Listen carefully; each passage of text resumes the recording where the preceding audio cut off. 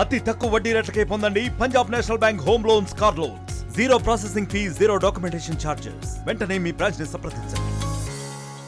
గద్దర్ 77వ జయంతి ఉత్సవాలు రవీంద్ర భారతిలో ఘనంగా జరుగుతున్నాయి. మనతో మాట్లాడడానికి పుష్ప గారు ఉన్నారు. ప్రస్తుతం మనతో మాట్లాడదాం. చెప్పండి, గద్దర్ గురించి చెప్పాలంటే ఏం చెప్తారు ఒక మాటలో? గద్దర్ అన్న గురించి చెప్పడానికి నా వయసు కానీ నా అనుభవం కానీ సరిపోదు. నాకంటే ముందు పుట్టిన మా నాన్న తరం నుంచి వచ్చినవాడు. ఆయన పాటలు వింటూ అమ్మ కడుపు నుంచి పుట్టిన వాళ్ళం మేము. ఆయన పాటతో పాటు పెరిగిన వాళ్ళం. గోషి గొంగడి నుంచి మొదలుకుంటే పల్లవిని ఎట్లా వాడాలో, చరణ్ ఎట్లా వాడాలో ఆయన నుంచి నేర్చుకున్న వాళ్ళం. ఆయన పాడిన పాటలు క్యాసెట్లు ఇండ్లల్లో ఉంటే అవి ఎప్పుడన్నా దొంగతనంగా వింటే మా నాన్నని అరెస్ట్ చేసిన రోజు నుంచి చూసిన వాళ్ళం మేము. అదే గద్దర్ అన్నని తనతో పాటు ఒక 18-22 ఏళ్ళు అనుకుంటా కలిసి ప్రయాణం చేసిన వాళ్ళం. నన్ను బొంబాయి పాట పాడుతుంటే ముసలమ్మ అని ముద్దుగా పిలిచి, పుష్పమ్మ అని ముద్దుగా పిలిచే ఆ గద్దరన్న లేడు. ఈరోజు ఈ సందర్భం వస్తుందని ఇట్లా తన ఫోటోకు దండ ఇంత తొందరగా వేయాల్సి వస్తుందని మేము అనుకోలేదు. గద్దరన్న బతికే ఉంటాడు. ప్రజల కోసం పాట పాడేవాళ్ళు గద్దరన్న పాట బతుకున్నన్ని రోజులు ఇంకెన్ని తరాలైనా గద్దరన్న బతికే ఉంటాడు. అంటే గద్దరన్న బాణదాలో మీకు ఇష్టమైన పాట ఏంటి? గద్దరన్నగానే మీకు గుర్తుకొచ్చే పాట ఏంటి? చాలా పాటలు ఉన్నాయండి గద్దరన్న పాట. భారతదేశం భాగ్యసీమరా భారతదేశం భాగ్యసీమరా సకల సంపదల కొదవలేదురా, బంగారు పంటల భూములున్నాయి, సావు ఎరగని జీవనదులురా, సావు ఎరగని జీవనదులురా, అంగట్లోన అన్ని ఉన్నాయి, అల్లుని నోట్లో శని ఉన్నట్లు, అల్లుని నోట్లో శని ఉన్నట్లు, సకల సంపదలు గల్ల దేశమున దరిద్రం ఎట్లుందో నాయన, దరిద్రం ఎట్లుందో నాయన. 170 పైగా జనులు భూమి నమ్ముకొని బతుకుతున్నారు. నేటికి ఈ సమస్య ఉన్నది.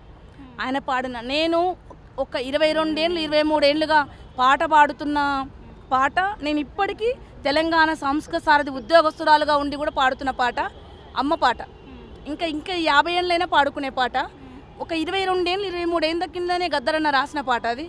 ఎన్ని జన్మలకైనా ఏ జన్మకైనా కన తల్లి చనుబాల రుణమెట్ల తీరు, కని పెంచిన తల్లి భ్రమలెట్ల తీరు, రారాజులకైనా రాక్షసులకైనా విషపు నాగులకైనా విష్ణువుకైనా తల్లి మురికిల పోసే మల్లె మొగ్గాలే, తల్లి లేని జన్మ ఏ జీవికుంది, అంగిలాగు తొడిగి చెంగున ఎగిరేసి నింగిలో బిడ్డను ముద్దాడుతావు, పసిగుడ్డు జరమొచ్చి పాలు వద్దంటే రంపంతో నీ గుండె కోసేసినట్లు, లోకాన్ని శోకంతో ముంచెత్తుతావు, దేవుణ్ణి రప్పించి మందులిప్పిస్తావు, నడక నేర్పినావు, నవ్వు నేర్పినావు, పాలు దాపినావు, పాట నేర్పినావు, మలములు ఉచ్చపసి మైల చేసినా, గిల్లిన కొరికిన జిజ్జు చేసినా, అమ్మని ఓపిక అంతు జిక్కాదే, కన్న తల్లి కడుపు లోతు తెలువాదే. అప్పుడే రాసిన పాట గద్దరన్నది.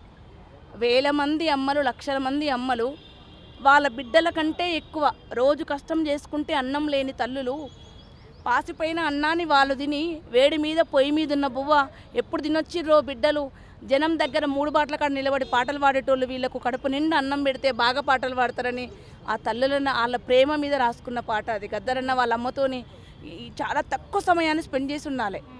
మేమే అందరం అంతే, ప్రజల కోసం పనిచేసే వాళ్ళందరం మా కుటుంబ సభ్యులతో మేము ఎప్పుడు స్పెండ్ చేయము, ప్రజలతోనే స్పెండ్ చేసినాం కాబట్టి ఆ అమ్మల ప్రేమ మీద రాసిన పాట. పద్మ పురస్కారం ఇవ్వాలని డిమాండ్ ఉంది, కానీ ఇంకోవైపు నాయకులందరూ కూడా ఒక నక్సలైట్ భావాలు కలిగిన వ్యక్తికి ఎలా ఇస్తారని అంటారు. దీనిపైన మీరేమంటారు? నాకు తెలిసినంత వరకు ఇది పిచ్చి క్వశ్చన్. నా సొంత అభిప్రాయం ఉండే, నేను రాజకీయాలు మాట్లాడతలేను, కానీ నా సొంత అభిప్రాయము ఒక తెలంగాణ రాష్ట్ర ప్రభుత్వం కొట్లాడ తెచ్చుకున్న తెలంగాణ రాష్ట్రంలో రాష్ట్ర ప్రభుత్వమే గద్దరన్న పేరు మీద ఒక అవార్డును క్రియేట్ చేసింది. ఆయన పేరే అవార్డుకున్నప్పుడు ఆయన ఇంకెవరు అవార్డు ఇవ్వాలని? ఆయన గద్దరన్నకు అవార్డు ఇవ్వాలన్నా, ఆయన పేరు ఉచ్చరించాలన్నా, ఆయన గురించి మాట్లాడాలన్నా చాలా ధైర్యం కావాలి. ఎందుకంటే ఆయన పనిచేసిన పని కానీ, నేర్చుకున్న రాజకీయాలు కానీ, ఆయన జరిగిన ప్రయాణం కానీ చాలా గొప్పది. రక్తపు చేతులతోటి మతం మత్తులో ఉన్నవాళ్ళు, మతం రంగుతో ఉన్నవాళ్ళు, కులాలను విడదీసి పాలించే వాళ్ళకు ఆయనకు అవార్డు ఇవ్వాలంటే ధైర్యం కూడా ఉండాలండి. అట్లాంటి అవార్డులు వద్దన్నది నా పర్సనల్ ఒపీనియన్. తెలంగాణలో కాంగ్రెస్ ప్రభుత్వం ఏర్పడినప్పటి నుంచి గద్దరన్నకు పెద్దపీట వేస్తున్నారు. జయంతి వేడుకలు కూడా రాష్ట్ర ప్రభుత్వం ఆధ్వర్యంలో జరుగుతున్నాయి. ఏమంటారు దీనిపైన? చాలా తెలంగాణ కళాకారులంగా చాలా గర్వపడుతున్నాం. ప్రజల కోసం పనిచేసే వాళ్ళు, ప్రజల పక్షాన నిలబడ్డ వాళ్ళని సబ్బండ వర్గాలను ఏకం చేయడానికి, ఒక తాటి మీద తేవడానికి 3 భాషలలో పాటలు పాడి, నాకు తెలిసినంత వరకు, నేను చూసినంత వరకు చాలామంది కవులు కళాకారులు ఉన్నాయి, విలక్షణమైన పాటలు రాసేవాళ్ళు, పాడేవాళ్ళు. కానీ బూటపు ఎన్కౌంటర్ల నుంచి మొదలుకుంటే ఆ ఎన్కౌంటర్లో చనిపోయిన భర్తల యొక్క బావ కోసం నువ్వు రా బావా నా కోసము కానీ వస్తే పోలీసు వాళ్ళు చంపుతారేమో దగ్గర నుంచి మొదలుకుంటే నిన్నటి వరకు జరిగిన విలక్షణమైన పోరాట రూపాలను ఎదుర్కొంటే అట్లాంటి కళాకారుడి కోసం ప్రభుత్వం చాలా గొప్ప నిర్ణయం తీసుకుందని నేను అనుకుంటున్నా. ఎందుకంటే మేము పాట పాడినంతసేపు అందరూ పొగుడుతారండి. మీ అందరూ తెలుసు, మీ జర్నలిస్టులైనా మమ్మల్ని అయినా బాగా మాట్లాడుతున్నారు, బాగా చెప్పిండ్రు అని అంటారు టీవీలో వాళ్ళనైనా. మమ్మల్ని కూడా అంతే, పాట పాడినంతసేపు బాగా పాడిందంటారు, దిగంగానే కరివేపాకులో మమ్మల్ని ఎవరు పట్టించుకోరు. అట్లాంటి కరివేపాకు కూడా చాలా విటమిన్స్ ఉన్నాయి, చాలా ప్రోటీన్స్ ఉన్నాయి, వీళ్ళ అవసరము, జాతికి అవసరం, జీవితానికి అవసరం, రాష్ట్రానికి అవసరం అని గుర్తించింది ప్రభుత్వం. గద్దరన్నకు ఒక్కరికి వచ్చిన గౌరవంగా మేము భావించట్లేం. మేము బతుకున్నప్పుడు ప్రజల పక్షాన నిలబడిన ఒక కళాకారుడు గొప్ప ఇంత పెద్ద స్థానాన్ని ఇచ్చినందుకు మా అందరికి ఇచ్చినట్టుగా ఫీల్ అవుతున్నాం మేము. Thank you. సో మొత్తం మీద గద్దరన్నతో విడదీయలేని అనుబంధం ఉంది. ఈ చిన్న పాట విన్నా కూడా అన్న రోమాలు నిక్కపొడిస్తే. ముఖ్యంగా తెలంగాణలో కాంగ్రెస్ ప్రభుత్వం ఏర్పడినప్పటి నుంచి గద్దరన్నకు పెద్దపీట వేస్తున్నారు. ఇలా వేయడం చాలా సంతోషంగా ఉంది. అండ్ ఒకవైపు తెలంగాణ సంస్కృతి కావచ్చు, సాహిత్యాన్ని కావచ్చు, తెలంగాణ ప్రభుత్వం పెద్దపీట వేస్తుంది. ఎంతో సంతోషం. ఒకవైపు కళాకారులను కూడా ఎంకరేజ్మెంట్ ఇవ్వడం అనేది చాలా సంతోషంగా ఉందంటూ కూడా వేముల వీరేశం సతీమణి అనేటువంటి వేముల పుష్ప ప్రస్తుతం పాటు చెప్తున్నారు. కేనపర్సన్ శివతో కలిసి శిల్ప ఆటవే హైదరాబాద్. మరిన్ని వీడియోస్ కోసం ఛానల్ ని సబ్స్క్రైబ్ చేయండి. లేటెస్ట్ అప్డేట్స్ కోసం వాట్సాప్ ఛానల్ ని ఫాలో అవ్వండి. ఆ లింక్ డిస్క్రిప్షన్ లో ఉంది.